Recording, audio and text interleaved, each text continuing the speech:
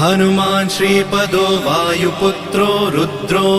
नघोजरः अमृत्यवीरवीरश्च ग्रामवासो जनाश्रयः धनदो निर्गुणः शूरो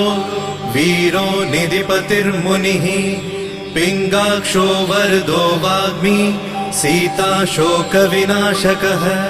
शिवः शर्वत्परो व्यक्तो व्यक्तो धराधरः पिङ्गकेशः पिङ्गरोमा श्रुतिगम्यः सनातनः अनादिर्भगवान् देवो विश्वहेतुर्जनाश्रयः